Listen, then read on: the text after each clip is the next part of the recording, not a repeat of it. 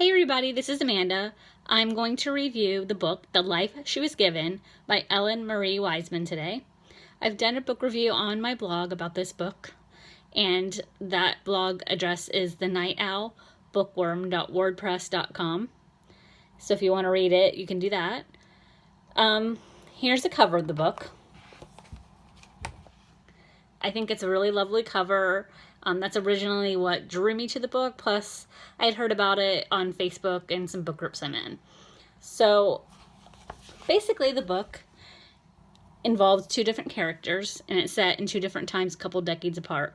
So every chapter kind of alternates points of view, but it's really easy to follow. Some books that time jump are kind of hard to follow, but this one isn't like that. So I'm just going to kind of read you the synopsis off my blog, just to make it easier to explain what the book is about. So, on a summer evening in 1931, Lily Blackwood glimpses circus lights from the grimy window of her attic bedroom. Lily isn't allowed to explore the meadows around Blackwood Manor. She's never even ventured beyond her narrow room. Mama insists it's for Lily's own protection, that people would be afraid if they saw.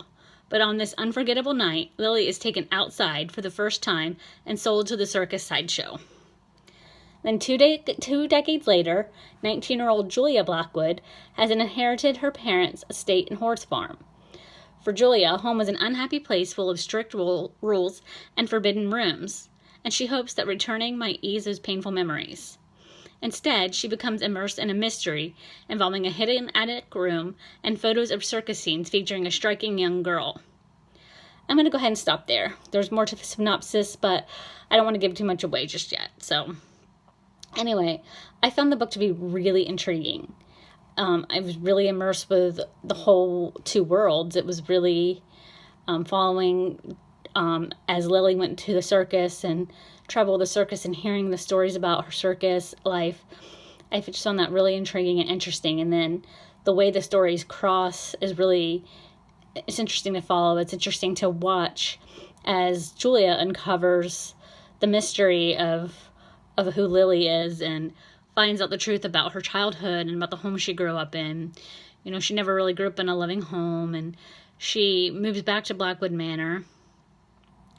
I won't going to get into that part yet. It's a spoiler, so I'm going to do that part in a little bit. But I just really found the book to be really very good. Let's see. I'm going to my blog. I'm sorry. I'm just trying to kind of be able to explain better what I liked about it. If you really are interested in the circus, if you like books about the circus, and I would even venture to say like historical fiction, you're going to really like this book. Now, I'm going to warn you, there is some child abuse in there, and there is some animal abuse in there.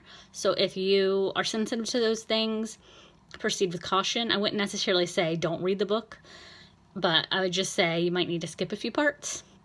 That's all. It's a lot. It's very emotional. There's intrigue. There's mystery. There's some sadness. There's some hope. There's, it's just a really beautiful, moving story.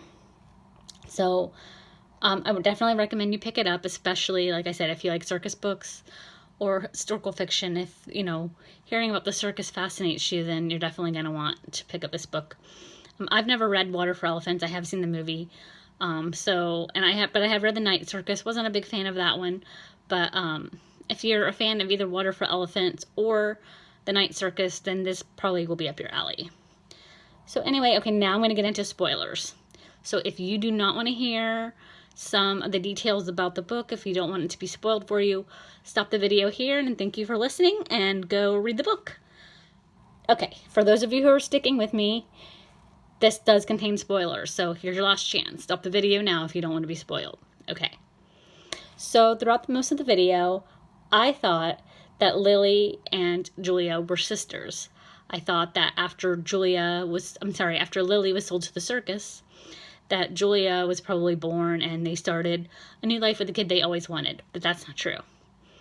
As we come to find out, Lily was actually Julia's mother. Lily fell in love with someone else that was in the circus when she got older, and they made a baby. And I won't tell you all the details because you really want to read this book for yourself, and I don't want to give everything away, but I just have to be like, put this in my video because I was so blown away by that. Towards the end, I did sort of suspect it, but not until close to the end of the book. So we come to find out that Lily was injured at the circus. I won't tell you how or why, but she was injured at the circus, and she ends up back at the manor with her mom. Well, eventually, this is a big spoiler, so just so you know, big spoiler. As she gets back to the manor, Lily is very sick from all her injuries, and she ends up dying. So they pretend that Julia is their child. Lily's parents, they pretend that Julia is their child, and they raise her. So all these years, Julia thinks that these are her parents, but really they're her grandparents. So that was kind of an interesting discovery. And as Julia discovers that, the reader discovers it. So it's kind of a really cool story to watch unfold. So I definitely recommend that you read it. It's really good, and it's a lot of fun. And some parts are really sad and hard to read, but overall, it's definitely a really good book. So I guess that's about all I have to say about this book. Thank you for listening. I'm sorry I kind of rambled a little, but this is my first YouTube book video, and I definitely hope that they'll get better in the future. Thanks. Have a good night.